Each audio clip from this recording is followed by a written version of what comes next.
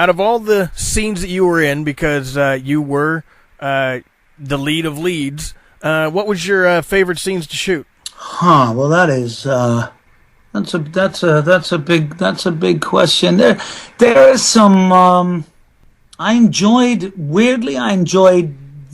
the moments when he was, I suppose because it represented a bit of a change in him, when he was dissatisfied and disgruntled at being in Paris when he was sent on leave. I quite enjoyed that for its change, something contemplative, and but I also enjoyed, I just enjoyed the sheer precision and physicality of taking out the 105s at Breaker Manor, the first day they landed. That was a lot of fun. I had a couple of squib burns from that day. Squib set. I mean, I have to say the special effects guys were extraordinary. I mean, they did an unbelievable job. But I got a few squib burns that day, set the wrong way round on bushes, and just getting hot powder blasts on the face, and jumping out of the trench one day right onto a preset explosion, which is set with earth and cork, dark cork, and I jumped out of the thing, and my face was literally, it was 5 or 6 inches just from one of these explosives, and it just went boom right off in my face. So there were one or two battle scars of our own, and I enjoyed having those and taking those with me, and I enjoyed the scenes down in when we were up in Interlaken in episode 10 at the end of the war. Scene with Donnie, it was a very, very touching scene, I thought, there with Donnie, and also that little exchange with Sobel. I mean, there's tiny little isolated incidents. The scene with Sobel when he says, "You salute the rank, not the man." Mm-hmm.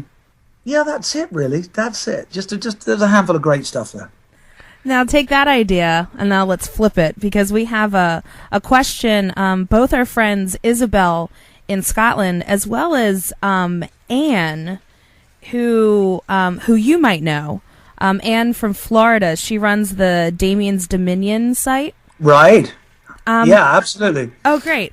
They both wanted to know about, well, I mean, considering, and Isabel brought up a great point, it looks really like it would be a very emotionally and physically draining job, and you being there every day for 9 months, like you said, I'm sure not every day, was just, butterflies and roses. I'm sure there were tough times as well. So they both wanted to know, what was difficult, even about filming or a particular scene. Well, from a physical point of view, actually, it was one of the coldest, shittiest summers, that we'd had for a long time. And episode 1, all the training at Toccoa, when we were running around in those skimpy blue shorts and the white T-shirts, we were just absolutely freezing all the time. It was bitterly, bitterly cold. And then oddly, the time when we were supposed to be coldest, which was Doc Rowe's episode, Shane Taylor's episode, and we're in Bastogne. We shot 90% of that. We shot inside. It was all done inside in an old airplane hangar, and because the lights were on, we were all sweating. We were all sweating to like horses in there, and trying to pretend that it was minus 15 degrees outside. So it was. And just the long hours, and I think also for me anyway, just always having to keep 2 parts of the story in your head at any one time. Oh yeah, was hard. It was just, I needed to have bits of Carentan in my head, and I needed to have bits of Normandy, because we hadn't finished filming the trench sequence, taking out the 105s, and I was jumping around between different parts of the story. So, that was a challenge, too. Now, do you have any favorite episodes, whether or not you're in them? Do you ever go back and watch and go, okay, I like this one, whether or not you're actually in it? I think, I'm actually, I actually, missed out one of your earlier questions, in reply to one of your earlier questions, just how harrowing it was to shoot the prison camp scene. I think collectively that was one of the most gobsmackingly difficult and harrowing things I've ever had to shoot anywhere, ever.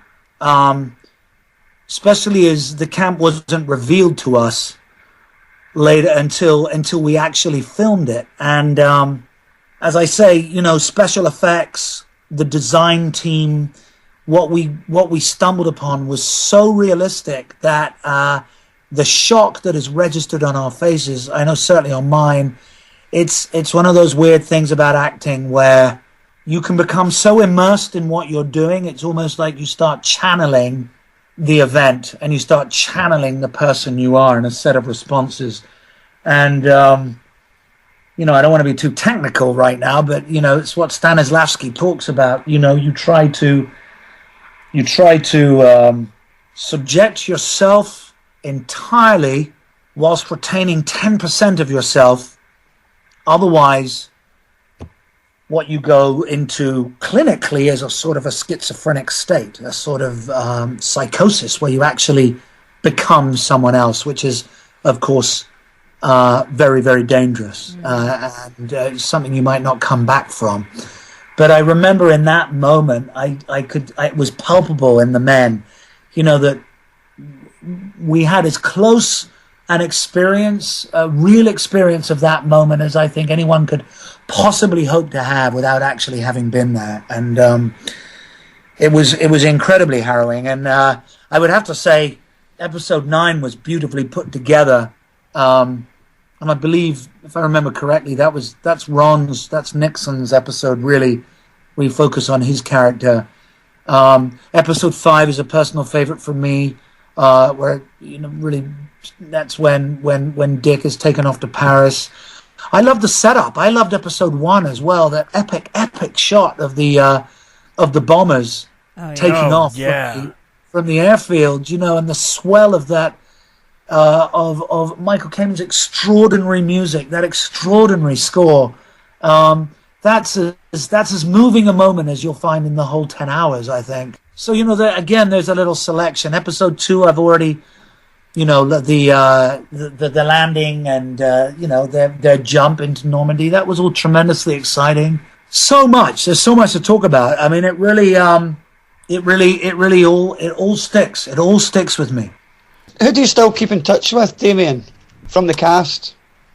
Well, when I have not, because I've been back here in England or working, the reunions have been difficult to get to, but I did get to one a couple of years ago, and it was just fantastic to see everybody. I was in LA living in LA for 2 years just recently because I was filming a show out there called Life, and Mike Cudlitz appeared on the show, Bill Randleman, Richie Speight appeared on the show, Skip Muck. Over here in England, I keep in touch, intermittently with the guys. I suppose Rick Warden, Lieutenant Welsh, is someone I keep in touch with mostly. And we had the opportunity to have Rick in the studio this last year. Really? What? With you guys in the States? Yeah, he drove down from Minnesota and joined us. Yeah, and Speight had us on set here in Kansas City. Yeah. Whenever I've been in LA, I would have to say the guys I see most of, and people I've stayed with, and they've been absolutely lovely to me, is Rick Gomez and Richie Speight. And Richie, and we have kids the same age, and Richie and myself, we're really he's really probably my closest friend of the American guys. And but everybody, everybody, when we see each other, we all love seeing each other. Frankie John Hughes, I love seeing Frank, and I don't see him enough. I used to play golf a lot with Donnie, and I used to see Donnie quite a lot afterwards as well. Ron, Neil, Jimmy, we've all hooked up. Ross McCall, we've all hooked up and had drinks, all of us. And back over here, Shane, Nick Aaron, Nolan, and Rick Warden, like I said before, who I'm particularly have stayed in touch Well, with. give Ron Livingston a call for us, would you? We'd love to have him on. Oh, good luck with that. I know, right?